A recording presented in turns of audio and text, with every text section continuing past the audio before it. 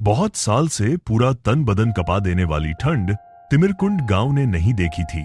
उत्तर की हवा इतनी तेज थी कि लग रहा था पूरा गांव जम जाएगा। ऊपर से घना कोहरा भी छाया हुआ था। ऐसा लग रहा था कि यह कोहरा और ठंडी हवा एक भयंकर सर्दी को बुला रहे हों। सड़क के एक कोने में एक दुकान थी। हल्दर काका की चाय की दुकान के सामने रोज की तरह आज भी आग जलाई गई थी और उसके पास दो आदमी बैठे आग ताप रहे थे। दारा बंसारी और भोंजू मन्ना वही लोग थे और हल्दर काका भी बीच बीच में आकर बातों में शामिल हो जा रहे थे। समझे भोंजू भाई, इस बार की सर्दी बहुत ज्यादा होने वाली है। मैंने रेडियो में सुना था। क्या बात कर रहे हो? ये ठंड में ऐसे ही जान निकली जा रही है और ज़्यादा भयानक होगी। भगवान ही जाने किस किस के नसीब में क्या लिखा है। याद है करीब 5 साल पहले कैसी ठंड पड़ी थी। उस बार तो ठंड की वजह से लोग घरों से बाहर ही नहीं निकल पा रहे थे। आंगन के पेड़ों से सारे पत्ते गिरकर पेड़ बिल्कुल सूखते चले जा रहे थे और पूरी रात सब लोग कपकपाते रहते थे। हाँ, इस हड्डी कंपाने वाली ठंड में घर के अंदर रहो या बाहर, दोनों एक बराबर है। टीन की छत के छेदों से और पतली दीवारों से हवा ऐसे घुसती है कि बस क्या ही बताऊं।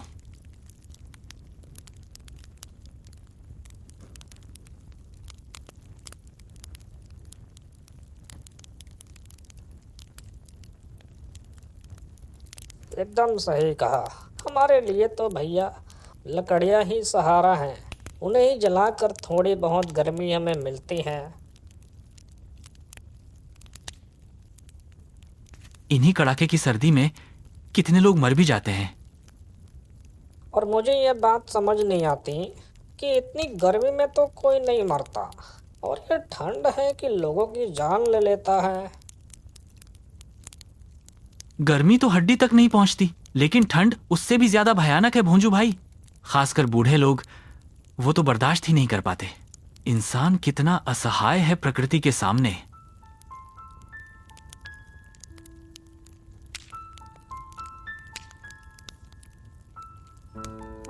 सिर्फ प्रकृति के सामने नहीं, इंसानों के सामने भी इंसान बहुत असहाय है। मतलब हल्दर काका, आप कहना क्या चाहते हैं? कुछ नहीं, बस तुम्हारी बातें सुनकर एक पुरानी घटना याद आ गई। कैसी घटना हल्दर काका? क्या इस ठंड से कोई संबंध है? नहीं, ठंड से सीधा कोई संबंध नहीं, लेकिन उस रात भी ऐसी ही कंपाने वाली ठंड थी। तब मेरी उम्र भी कम थी। क्या हुआ था उस समय, बताइए हल्दर काका। अब तो और जानने का मन कर रहा है। ये घटना एक दूसरे गांव की है, समझे? अरे बताइए ना हल्दर काका, अभी तो हमारा कोई काम भी नहीं है। कहानी सुनते सुनते समय भी निकल जाएगा और वैसे भी पुराने दिनों की बातें सुनना अच्छा लगता है।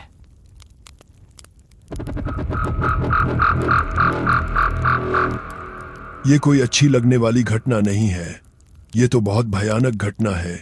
ठीक है, जब तुम लोग इतना कह रहे हो तो सुनो, पर यह कहानी तुम्हारी रात की नींद उड़ा सकती है।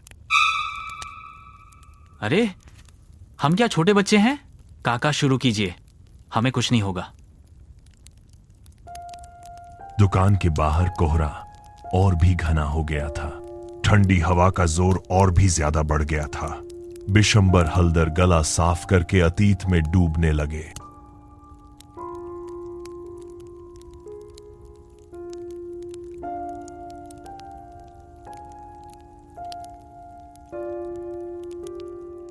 ये बहुत पुरानी बात है।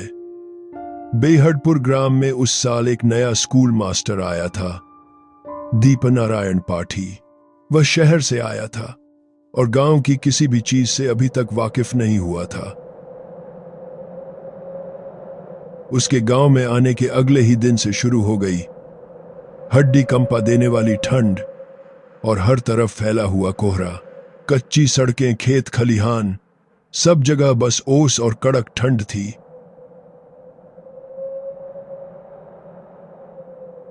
स्कूल से लौटते लौटते शाम हो गई और अब उसे इस कड़कड़ाती ठंड में सुनसान कच्चे रास्ते से होकर घर जाना था। उफ, ये ठंड, काश एक मोटा चादर खरीद लिया होता तो कितना आरामदायक होता इस ठंड में। ठीक उसी समय दीपनारायण के बिल्कुल पास पता नहीं कैसे अचानक एक आवाज उभरी, एक बुजुर्ग जतुन काका की। उन्होंने 1 साल ओढ़ रखी थी। दीपनारायण उम्र में उनसे बहुत छोटा था, फिर भी जतुन काका उसे आप कह के सम्मान देते थे।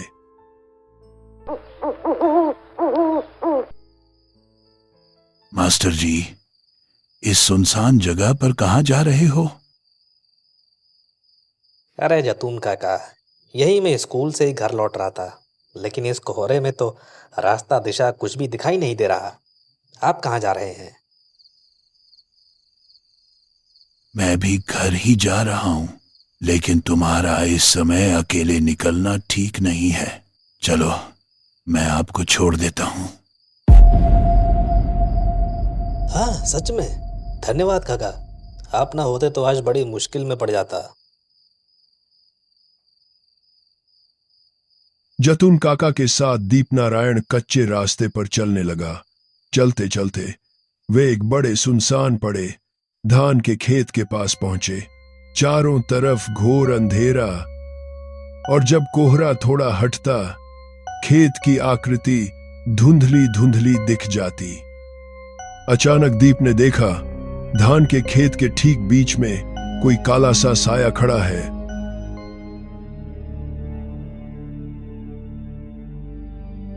जतुन काका, वो देखिए, इतनी ठंड में खेत के बीच कौन खड़ा है? मास्टर जी, उधर मत देखिए, चलें, जल्दी चलें यहां से। लेकिन तभी उस मैदान के बीच खड़ा काला साया भारी और गहरी आवाज में बोला, जमीन के किनारे कौन है रे? काका, कौन है वहां? किसने बोला ये? जो खेत के बीच खड़ा है वही बोल रहा है, लेकिन तुम बिल्कुल जवाब मत देना, बस मेरे साथ चलते रहो। पर कोई अकेला वहां क्यों खड़ा होगा? और इतनी ठंड में वो खेत में कर क्या रहा है? वो कोई आदमी नहीं है। अब और कुछ मत पूछो, और याद रखना, इस खेत के पास कभी मत रुकना, रुकते ही बड़ा खतरा है। आप गांव में नए हो, इसलिए मैं आपको चेतावनी दे रहा हूं। जतुन काका की आवाज में इतना डर था कि दीपनारायण ने और कुछ पूछने की हिम्मत नहीं की।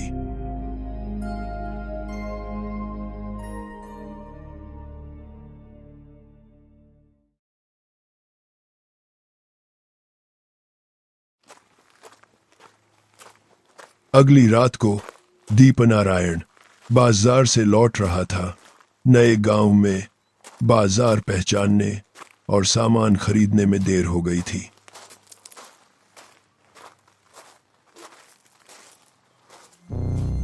वापसी में वही धान का खेत फिर से सामने आ गया, लेकिन इस बार वहां कोई नहीं था।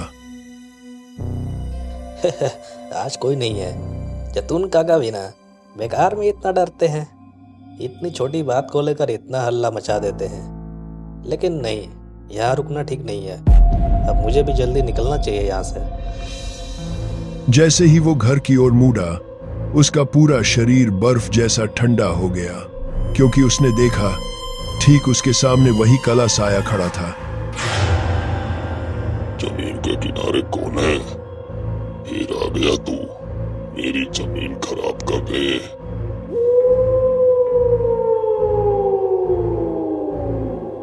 आप कौन है? मैंने कुछ नहीं किया। चुप, सब जानता हूं मैं। तुम जैसे लोगों की वजह से ही मुझे मरना पड़ा। क्या कर रहे हैं आप? मैं आपको जानता भी नहीं। आज नहीं छोड़ूंगा मैं तुझे।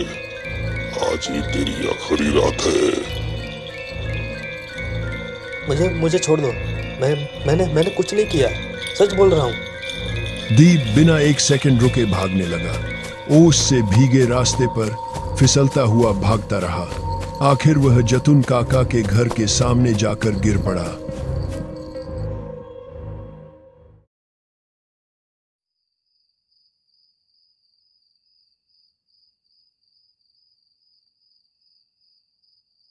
जब होश आया, दीपनारायण ने देखा जतुन काका चिंतित चेहरा लिए उसे देख रहे थे।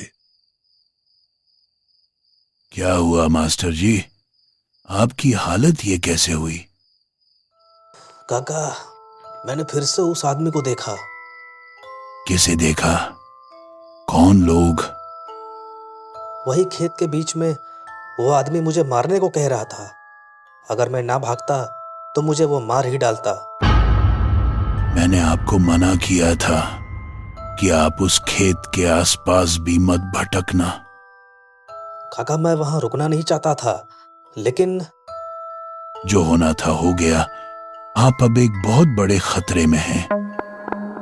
क्यों, कैसे? और वो आदमी कौन था? वो मुझ पर इतना गुस्सा क्यों हुआ था? मैंने आपको पहले ही बोला था कि वो कोई इंसान नहीं है। उसका नाम है नफीसुद्दीन और वो अब मर चुका है। जिसे तुमने देखा वो असल में नफीसुद्दीन की बेचैन आत्मा थी। यही गांव का एक किसान था। क्या हुआ था उसके साथ? फिर अब जतुन काका ने दीप को नफीस की पूरी कहानी बतानी शुरू की।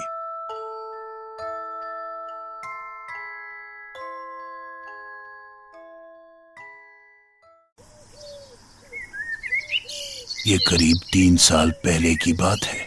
इस गांव में एक बेहद गरीब किसान था जिसका नाम नफीसुद्दीन था।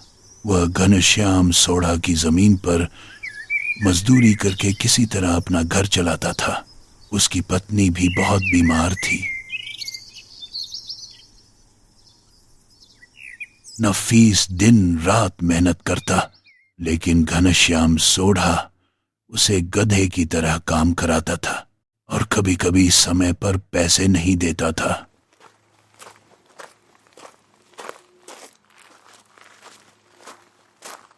एक सुबह नफीस घनश्याम के आंगन में पहुंचा।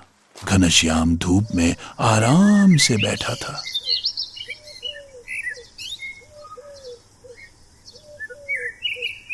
सेठ जी, मुझे थोड़े पैसे चाहिए थे। कौन से पैसे? तेरी मजदूरी तो मैं दे चुका हूं। नहीं, पिछले महीने की मजदूरी बाकी है। मेरी बीवी बहुत बीमार है, मुझे दवा लेना है। तेरी बीवी बीमार है तो मैं क्या करूं? जा और काम कर।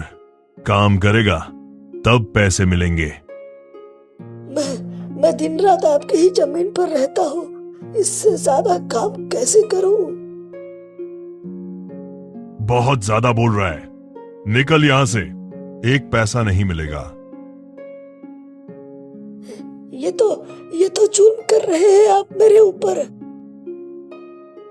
तू मेरे ही जमीन पर काम कर रहा है, मेरा ही पैसा खा रहा है और बोल रहा है मैं जुल्म कर रहा। जा, अब निकल जा यहां से।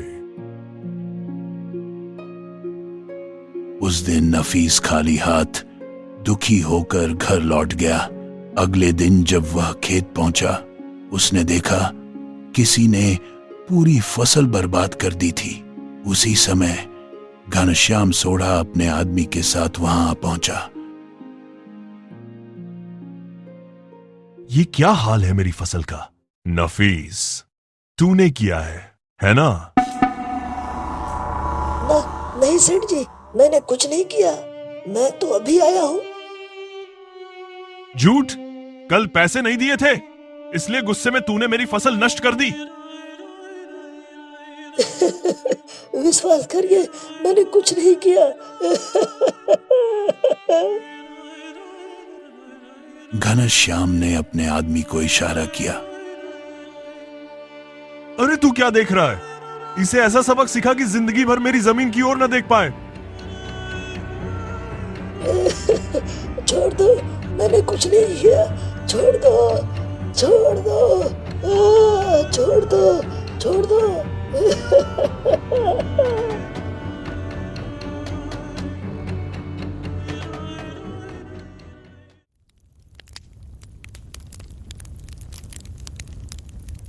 कमजोर शरीर होने की वजह से वह इतनी मार सह नहीं पाया और धान के खेत में ही उसकी सांस टूट गई। उस दिन से नफीस की बेचैन आत्मा उसी खेत में भटकती है। जो भी खेत के पास जाता है वह समझता है कि वह आदमी फिर उसकी फसल बर्बाद करने आया है और वह हमला कर देता है। लेकिन काका, जिसने नफीस को मरवाया उसे कोई सजा नहीं मिली? पाप करके कोई बच सकता है क्या? घनश्याम सोढ़ा को उसके पाप की सजा मिली थी। नफीसुद्दीन की मौत के बाद उस जमीन में हर रात उसकी आत्मा दिखने लगी। डर के कारण घनश्याम सोढ़ा कभी उधर नहीं जाता था, लेकिन आखिर में उसी के अपने बेटे ने उसे मार डाला। जमीन और धन दौलत के लालच में, उसी संपत्ति के लिए जिसके लिए उसने एक निर्दोष आदमी नफीस की जान ली थी, वही संपत्ति उसकी मौत का कारण बन गई। और जिन लोगों ने वास्तव में घनश्याम की फसल नष्ट की थी, क्या वे पकड़े गए? नहीं, आज तक कोई नहीं जान सका कि वह काम किसने किया था। लेकिन लोगों का मानना है कि घनश्याम के अत्याचार से आसपास के गांवों के कई लोग परेशान थे। शायद उनमें से किसी ने गुस्से में उसकी फसल बर्बाद कर दी थी, लेकिन उसका फल भुगतना पड़ा बेचारे निर्दोष नफीस को। आपको ये सब इतनी बारीकी से कैसे पता है? क्या आप उस समय उस गांव में थे? हाँ, मैं उस समय वहीं था। एक काम से मेरे पिता गांव आए थे और मैं भी साथ आया था। इसी वजह से मैंने यह सब अपनी आंखों से देखा। अब चलो उठो, रात काफी हो रही है। कुहासा और ठंड अब बर्दाश्त से बाहर हो रहा है। हमें जल्दी घर पहुंचना होगा। तो कैसी लगी आपको आज की कहानी? कमेंट्स में जरूर बताइए और चैनल पर नए हैं तो सब्सक्राइब भी जरूर कर लीजिए। मिलते हैं अगली वीडियो में नई कहानी के साथ।